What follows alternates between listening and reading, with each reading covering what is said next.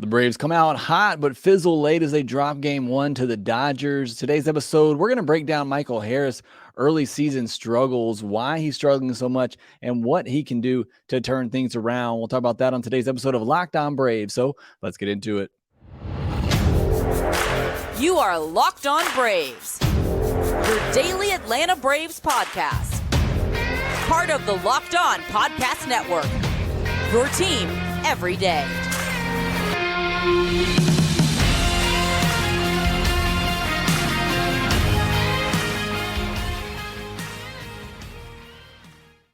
Welcome back to Locked On Braves, part of Locked On Sports Atlanta, where we cover your favorite Atlanta sports teams each and every day. I am your host, Jake Mastriani. You can follow me on Twitter at shorts.ball. You can also check out my written work over at bravestoday.com. Make sure you follow the podcast on Twitter at LockedOn_Braves. Send in any comments, questions, or feedback that you have for the podcast. You're new on YouTube, hit that subscribe button. You're watching there as well. Hit that thumbs up button to help support the show. And thank you so much to all the support that you give me here at Locked On Braves. Thanks for making us your first listen to each and every day. And thanks to all my everydayers out there. And bear with me here for a second. I'm a couple days behind, but I want to make sure I shout out all of my everydayers: Raymond Valter, Frank Jose, David Thrash, and almost everydayer Marty Newell, Will McShane for podcast and postcast. A lot of you let me know that you listen to the podcast and the postcast every day. I really appreciate that. Dan Carpentieri, make your life easier, says it's a twice a day listener. Jacob Wrestled, Adam Dodd, Brian McGrath, Debbie Humes, Chad Willie, Brad Dixon, Too Much, T. Cooley, and almost everydayer, Joe Mixon several times a day, Arun Bharacharya from Kathmandu, Nepal. Sorry that I butchered that, but that was so cool. Thank you so much for letting me know where you're listening from as well. Got to be one of my farthest away listeners, so really appreciate you letting me know that. Sam Hogg, Annabelle Self, David Agnesia, Nestor D, Darren Day, part of the first K, Darren says, so that's great to hear as well. Wendy Mejia says day one listener. Jimmy Wiley and Joe Me also says been here since day one. I know you have, Joe. Appreciate all the support you've given me on this channel. Thank you again to all my everydayers. Let me know down in the comment section if you are an everyday listener and part of the everyday gang here at Locked On Braves. Download the Game Time app, create an account, and use code LOCKEDONMLB for $20 off your first purchase. Last-minute tickets, lowest price, guaranteed with Game Time. On today's episode, we'll talk about Monday's game. Got out to a fast start. Everything was looking good, and then everything fell apart for the Atlanta Braves in an 8-6 loss to the Dodgers. Charlie Morton just did not have it. Offense could not put the game away early. And then we're going to break down Michael Harris. Going to spend a lot of time on today's podcast talking about Michael Harris, the struggles that he is having, what's going on with him there. Are there signs of him breaking out of things soon? So we'll talk about that later in the podcast. But let's start with Monday's game, a really tough one that they let get away. You score 4 runs in the first inning. You got Charlie Morton on the mound, your veteran, who's been really good his last 4 starts. You feel like that's got to be a win. Going up against the Dodgers, I know it's a really good team, but you feel like that's got to be a win. Acuna leads off the game with a hit again, a ball that he absolutely smoked, hit over the center fielder's head for a double, hardest hit ball of the game right out of the gate. This time it was Sean Murphy who brought him in, and the Braves take an early lead. Eddie Rosario has a 3-run homer in that first inning. Again, Braves up 4-0. Charlie Morton on the mound. You're feeling like, first of all, that you're going to score a lot of runs in this game, and you're feeling like Charlie Morton's going to be able to get you through 5 or 6 innings pretty easily and, keep things relatively low in terms of scoring for the Dodgers. Neither of those things happen the rest of the way. And they've done this a lot lately where they'll score those early runs. They'll get a first inning run or two, and it feels like they have the starting pitcher on the ropes, but they can't quite get that knockout blow. It seems like that's been the case a lot here lately, and really I think a lot this season. They'll get those early runs. They'll get the pitcher's pitch count up early, and then you look up, and next thing you know, that pitcher's through 5 innings. He's working into the 6th inning. They're just not able to get that knockout punch to take out that starting pitcher and really put the game away. Now, that being said, this game's not on the offense. They scored 6 runs. That needs to be enough to win with this pitching staff. And again, with Charlie Morton on the mound, that was a rough one for Charlie Morton. He looked pretty good through the first 2 or 3 innings. For me, I started to see signs really in that second inning, going against the bottom of their order and had some long at bats, a lot of 3-2 counts, just wasn't able to locate and put hitters away. And then that just kind of progressed and got even worse as he worked into the third and fourth and fifth innings. And it just was really a struggle for him tonight. Really battled his command, completely went away from the fastball there for a while and was just featuring that curveball, which is a really good pitch for him and was still really effective tonight. But you're going up against the Dodgers lineup and you become, a one-pitch pitcher, they're going to catch on to that, and you're going to make a mistake like you did at Freddie Freeman, and it's going to cost you the game. And it's exactly what happened. But he just lost all confidence in that fastball. He was jerking it, glove side, spiking it in the ground. He just did not have any feel for that fastball in the middle innings there. And again, just primarily went to that curveball, and a big spot against Freddie Freeman, gave up that big 3-run homer, and struck out Freddie Freeman in his first at bat. But then it was Freddie Freeman just owning the Braves after that, which you hate to see. I did enjoy seeing the Braves fans give him his standing ovation. I still think he's worthy of that for what he did with this franchise, but glad that the hoopla was not nearly as big this year as it was last year, and hopefully it gets even less as the years go on. It's the first time this year Charlie Morton's given up multiple home runs in a start. He's been really good about that. And, he gave up the solo home run to JD Martinez early. You'll take that solo home run. But again, that 3-run homer to Freddie Freeman, a really big blow in this game. And for me, and I tweeted this out, for me, there were 3 really big moments in this game that really turned this game, decided this game in the Dodgers' favor, where the Braves just did not execute. The first of which was that Freddie Freeman at bat, top of the 5th inning. Braves are still up 4-3 at this point. There's 2 on, no out, so the Dodgers are maybe looking at a big inning here anyways. But you get up on Freddie Freeman in a 1-2 count. You had thrown him 3 straight curveballs. They tried to throw a 4th. It looked like Murphy wanted it down and away, like maybe they were trying to backdoor it, which I don't love that idea either, because we've just seen Freddie Freeman shoot a ball the other way with 2 strikes far too often. I was with Frenchie on the broadcast. I thought if you run a fastball up and in on him there, that's probably a strikeout or a pop out right there. But they try to go curveball again, down and away. Charlie Morton misses it over the middle of the plate. I get it's a 0.77 expected batting average on that, but it's a missing location. It's a pitch over the heart of the plate. Freddie Freeman gets enough on it and keeps it fair for the 3-run homer. And, that obviously gave the Dodgers the lead at that point. That was a big swing in this game. And then bottom of the 5th inning, Braves down 6-5. After they give up that big home run, they come right back. You got 2 on, 1 out. Rosario is up there, who crushes the Dodgers. He lines out to center field. Really good play by the center fielder there. Murphy doesn't tag up. That would have scored, or that would have tied the game there. Who knows how things play out differently from that point. But that was a big play in this game as well, where the Braves just didn't execute. And then the last one for me, top of the 6th inning, Braves were down 6-5, 1 on, 2 out, bets up. You got a 1-2 count once again in this game. Snicker takes out Jimenez, first of all, which I don't get that decision at all, and brings in Minter, and I don't get that decision at all. But still, I thought Minter had a chance. You pounded him inside with 4 straight fastballs. You decide to go with the cutter, and I've been very vocal. I think the cutter is just not an effective pitch for A.J. Minter this year, especially in the zone. But you pound him in with 4 straight fastballs, and then you want to go cutter in. I'm fine with that. I think that's the right call there, but Minter doesn't execute it. And I've said, you're going to throw that cutter, it's got to be off the plate. If that cutter is in the zone right now, it's getting absolutely demolished. It is in the zone. He doesn't get it far enough in. Mookie Betts is able to get the barrel to it, drives it in left field for a big add-on run there for the Dodgers. Ends up being pretty much the deciding run in this game. That was the 7th run they scored in an 8-6 final there. So those were 3 big plays in this game where Braves just didn't execute, and I thought it really cost them in this one. Now, a couple of positives from this game. Acuna heads up play, takes third after a walk to Olsen. In that 6th inning where the Braves were making that, or the bottom of the 5th inning, the Braves were making that comeback. Just a heads up play there. The narrative that Acuna doesn't care, he doesn't hustle. I don't know where that's still coming from at this point, but you see plays like that and you just throw those narratives out the window. Really heads up play there by Acuna. Austin Riley, some good at bats on this night, had 2 walks. First one, he fell behind 1-2.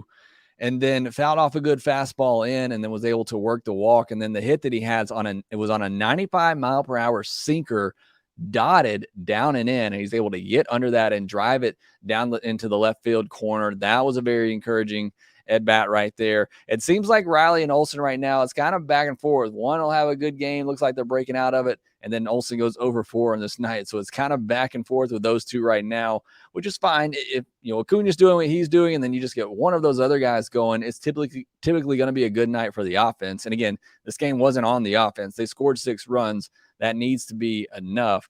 And Ozuna stays hot. 2 hits the other way. I talked about this on the postcast with Grant McCauley. He's doing the little things now to become a productive offensive player. It's not just home run or bust. He's taking his walks. He's hitting the ball the other way for singles. He's becoming more of a complete and well-rounded offensive player. Can he keep it up?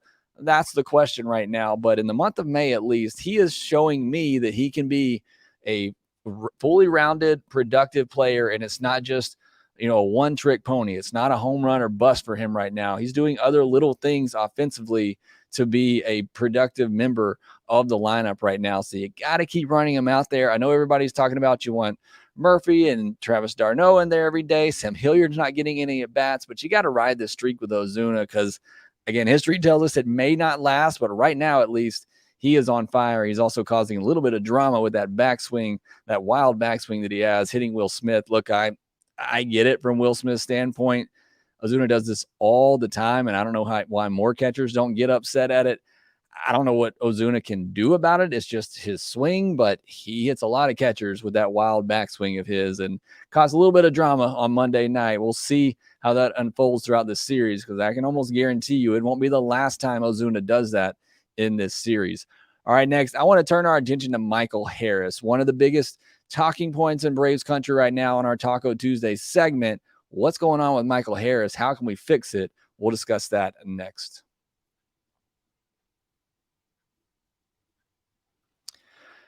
Sorare is a revolutionary fantasy baseball game and marketplace transforming fans into owners with officially licensed digital cards featuring players from across all 30 MLB teams. Unlike other fantasy baseball platforms, Sorare managers truly own their fantasy experience, collecting, buying, selling, and competing with player cards against global opponents to win epic rewards. I've been playing it all season long. I actually forgot to set my lineup on Monday, and I really hate that I forgot to do that, but been having a lot of fun with Sorare all season long. They have 2 cycles throughout the week to give you multiple chances to win prizes, and those prizes get amazing once you move up in competition, from scarcity cards, game tickets, merchandise, signed jerseys, VIP experiences. It really does get like some really good prizes as you get up there, depending on the competition you're playing. If you haven't joined the Sorare revolution so far, make sure that you go to sorare.com/lockedon to do so. It'll help support the show when you do that. Again, that's sorare.com/lockedon to draft your team of free player cards, set your lineup, and start competing today to win epic rewards. The Braves play the Dodgers on Tuesday night again at 7:20 p.m. Eastern. Hopefully this time it will start on time. We'll see if the Braves can even up the series, catch every pitch of the Braves' hometown broadcast with SiriusXM on the SXM app. Search Braves. All right, it's our Taco Tuesday segment where we talk about the biggest stories in Braves country that you're talking about on Twitter, and we discuss them here on the podcast. And I think without a doubt, one of the biggest stories in Braves country right now is what is wrong with Michael Harris. After Monday's game, he's slashing 163, 242, 244, no power at all right now. 8 walks, 20 strikeouts, 4 doubles, and 1 home run. This has not been the Michael Harris that we were hoping for. Certainly, you could have maybe expected a little bit of a regression, step back in his sophomore season, but it's been really, really bad for Michael Harris for a pretty good stretch of time now. He has had the injuries and he's been up and down. We'll kind of discuss that later. But first, let's start with the stats. Let's start with the analytics to dive into those and see if maybe we see some trends, some reasons why he is struggling right now. These are coming into Monday. But you look at a lot of these statistics and it's really hard to judge. It was kind of the same thing with AJ Minter until we did a deep dive there, and you could see that cutter He's missing a lot with it over the plate, and it's getting hit extremely hard. And you can kind of figure out exactly what's going on with Minter. This is kind of the same thing. You look at just the overall analytics for Michael Harris, and nothing really jumps out at you. His barrel percentage, it's from 10.1% last year to 9.2% this year. Not that big of a decrease. Average exit velocity, 89.5 to 88.7. Hard hit percentage, 45.1 to 44.6. K percentage is actually down, 24.3% to 18.7%. Walk rate, it's up, 4.8% to 8.8%. His swing percentage, I've seen a lot of you say, I asked on Twitter what you thought was going wrong with him. A lot of you saying he's just swinging too much and chasing too much. Well, his chase percentage went from 39% to just 34.1% this year, and his swing percentage went from 42.4% to 42.9%. So that's just not true. And it may look like it. And look, to me, when I'm watching this, my eyes are telling me he's really struggling, and he looks just as bad as I've seen a lot of you say. But when you look at the facts and the stats and the analytics, it's telling you something different. He's not swinging, wildly. He's not chasing a lot of pitches. Whiff percentage, 28.1% to 28.7%. Now, here's one that is way up. His first pitch strike percentage has gone from 55.3% to 71.4%. He is constantly falling behind in the count. And, that's obviously a sign of somebody who's really struggling with that first pitch strike percentage is way up. His ground ball percentage, I've seen a lot of you saying he's hitting way too many ground balls this year. His ground ball percentage is down this year from 55.8% to 53.8%. Now, here's where you see the differences in the stats from last year to this year, maybe where some of these struggles are coming in. Fly ball percentage, 17.9% up to 23.1%, putting the ball in the air way too much. Sweet spot percentage, 32.8% to 23.1%. That's that 8 to 32 degree launch angle. He's not finding that sweet spot often enough. First pitch swing percentage, 26.3% up to 38.5%. That's where you are seeing that over aggressive approach from Michael Harris. Line drive percentage, 22.4% down to 12.3%. Again, not squaring up the baseball, not hitting line drives. Pull percentage, this is something that a lot of you mentioned that is very true. 32.1% to 38.5%, pulling the ball far too often and way too much right now. Average against the fastballs, really struggling against fastballs right now. He hit 342 against fastballs last year. This season, 135. So really struggling, in that area with the fastballs, pulling too much and not finding that sweet spot. So what does this mean? Why is this happening? The missing of the fastballs seems like a timing issue for me, which I think is very legitimate with the fact that he's been up and down. He's been injured. I think he's just off the fastball right now. I think a lot of that has to do with timing. The first pitch swing, it seems like somebody who's pressing, somebody who's trying to make up for lost time, and somebody who's not very confident when he gets behind in the count right now. So I think that has a lot to do with the first pitch swing percentage. The sweet spot and line drive percentage, I think those are the two stats you can look at and obviously point to the fact that the swing path is off, the mechanics maybe are off a little bit, or he's just not recognizing pitches. The pull rate, again, I think is another thing you can look at with the mechanics as well, and just saying he's pulling off the balls too much. His front side is flying open. His hips are flying open, and he's pulling the ball entirely too much. I think that is also a mechanical issue that he's having right now. He's seeing a lot of pitches on the outer half this year, and I'm sorry I didn't write this down. Somebody on Twitter mentioned this as well, and it's true when you look at the numbers. He's getting pitched on the outer half a lot this year, and yet you're seeing that pull rate go up. And that's not what we saw from Michael Harris last year. Last year, he had 32 hits the other way in the outfield, balls that landed in the outfield. You were seeing that left center gap power that he had. So far this year, he has one hit in the air the other way this season. One hit right now. And I don't think it's a lack of him going the other way. When you look at his spray charts on his balls in play, he's still hitting the ball the other way a good bit, but it's the type of contact that he's making. He's not making that solid contact the other way. He's had 11 flyouts in the outfield the other way. Just in general, he's had 11 flyouts in the outfield, 6 of them to left field. So again, he's still taking the ball the other way. It's the type of contact he's making the other way. Way too many flyouts on the infield. He's had 10 flyouts on the left side of the infield alone. Again, that all points back to the fact he's not finding that sweet spot right now. He's not squaring up the baseball. And last year, where all those balls were line drives into the gap or line drives through the hole, through the infield the other way, they're all pop-ups right now. They're all easy flyouts or easy ground balls that are topped into the ground. Jordan Griffey, on that question I asked on Twitter, I thought he had one of the better responses about the struggles for Michael Harris. He said 2022, he outperformed his BABIP. 2023, he's underperforming it. He's walking more, striking out less, and his hard hit percentage is up from 2022, which is all what we just talked about. And as Jordan said, that's all great. But he is also hitting drastically fewer line drives and more ground balls or flyouts. To me, that is pointing to something mechanical. And I think that sums up pretty perfectly right now what the struggles are with Michael Harris. Again, everything else you look at points to what we saw last year and is on par with what we saw last year. It's really just the type of contact that he's making. Now, Jordan mentioned BABIP, batting average on balls in play. It was 361 last year. That's absurdly high. However, it is in line with his minors numbers. Somebody with his speed can have a very high BABIP like that.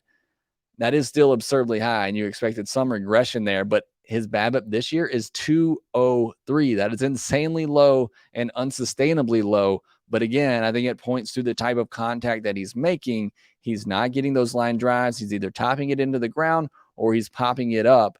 And again, I think that is mechanical. I think that is the one thing right now you can look at that is mechanical. Now, why is that the case? Is it injury related? A lot of you made that point on Twitter that you think it's injury related, and I do too. And I think it certainly has to be a factor here, whether it's the knee or the back that's bothering him, or the fact that he's been up and down. And I think that's, attributing to some of the timing issues that he's having.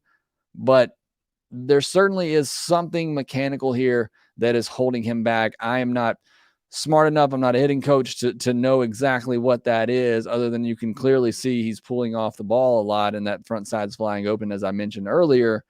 But is that just strictly injury related?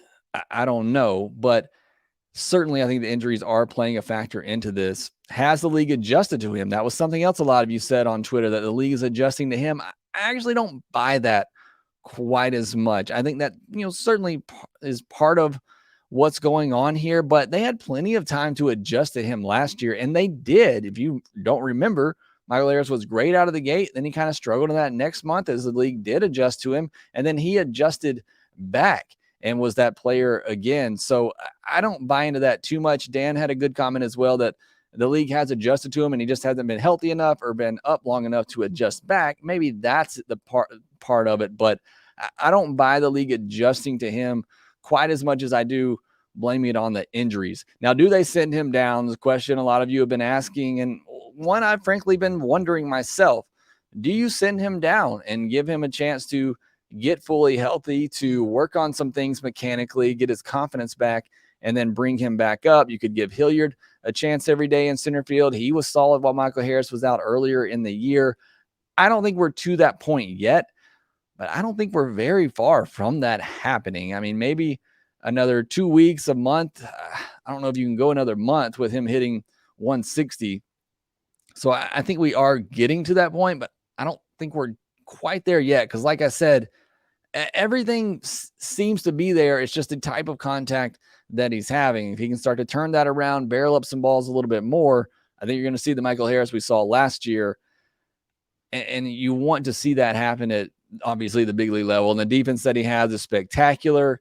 And that has certainly been a huge plus for this team. But I think there is a world where if he continues to struggle like this for the next 2 weeks and you just see him, really lost at the plate, that maybe you do have to send him down for a little bit to work on some things mechanically and then bring him back. Long term, I'm not worried about Michael Harris in the least. The guy is just insanely talented. This is the first time he's ever struggled professionally. I think he's going to get through it, but maybe you do have to send him down to allow him that opportunity to do so in a less stressful environment. So Hopefully it doesn't come to that. I want to see him get going, because once he does, again, it just really makes this offense even more deadly and potent. But right now, he's a guaranteed out in the lineup, and it's not looking good. Whether it's mechanical, injury related, got to figure that out. Got to snap out of this, because he's too talented. He's too good to be struggling as much as he is right now. All right, hopefully you enjoyed that breakdown. If you want to continue that conversation, let's do so in the comment section on YouTube. Leave me a comment there, and I try to get to all of those as well. All right, next I'll set you up for game 2. It's going to be Spencer Strider Day. He's going to be looking to bounce back from a rough outing he had his last time out. We'll discuss that next. Buying tickets to your favorite events shouldn't be stressful. Game Time is the fastest and easiest way to buy tickets for all sports, music, comedy, and theater near you. They have killer deals on last-minute tickets and their best price guarantee. You can stop stressing over the tickets and start getting pumped up for all the fun you're going to have, just like I did on opening day for the Atlanta Braves when I went to Game Time at the last minute to find some parking tickets. The Game Time guarantee means you'll always get the best price. If you find tickets in the same section and row for less, Game Time will credit you 110% of the difference. Snag the tickets without the stress with Game Time. Download the Game Time app, create an account, and use our code LOCKEDONMLB for $20 off your first purchase. You know you're buying tickets to the Braves game anyway. Might as well save yourself $20. Download the Game Time app. Use our code LOCKEDONMLB. Download Game Time today. Last-minute tickets, lowest price guaranteed. Not a lot of news coming out of Monday either, and I'll be covering the SEC baseball tournament this week as well. So you see me on Twitter tweeting out from a lot of college baseball this week. It's because I'll be at that tournament watching those games, getting a look on some of the top prospects coming up in the MLB draft. But on Tuesday night, I'll be tuned in for Braves-Dodgers game 2. It's going to be Bobby Miller for the Dodgers, top prospect, making his big league debut, going up against Spencer Strider. For Bobby Miller, 19th overall prospect in baseball right now, according to MLB Pipeline, 24 years old, a 70 grade fastball. Last year between AA and AAA, a 4.25 ERA, a 1.18 whip, 145 strikeouts and 37 walks, and 112 and a third inning. So big time strikeout stuff last year. Haven't seen that so far this year. A 5.65 ERA, but his 1.19 whip tells you perhaps there's been some bad luck involved there. Just 14 and a third innings this season, 6 walks and 12 strikeouts. So hasn't been nearly as dominant to start this season for the Dodgers, but really big stuff. Like I said, one of the better prospects in all of baseball, and certainly Dodgers top pitching prospect. So they're hoping for big things from him as they're dealing with a lot of injuries in their rotation. Spencer Strider, it's been a down month for him. You look at his May totals now, 4.57 ERA, a 1.25 whip, and 4 May starts. 7 walks, 37 strikeouts. Need him to kind of get going again. Need his A stuff on Tuesday to help the Braves even up this series. And goes without saying, need him to give the Braves some length and try to stay away from that bullpen right now if they can. Although you obviously do have Anderson and Iglesias ready to go. So 7 innings from Strider, Anderson, Iglesias, everybody on board with that. Hopefully that's what we see on Tuesday night.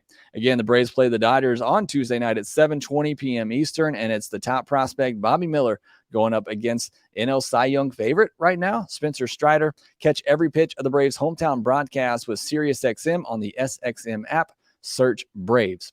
That will do it for this episode of Locked On Braves. Thank you so much for making Locked On Braves your first listen of each and every day. And thank you to all my everydayers out there. Again, let me know down in the comment section if you are an everydayer. Really enjoy hearing from you that you are. Thanks for making Locked On Braves again your first listen. Make sure you subscribe to us on Twitter or subscribe to us on YouTube. Make sure you follow us on Twitter at LockedOn_Braves. You can follow me at Shortstop Ball. Make sure that you rate, review, and subscribe to the Locked On Braves podcast wherever you get your podcast, and we will talk to you next time.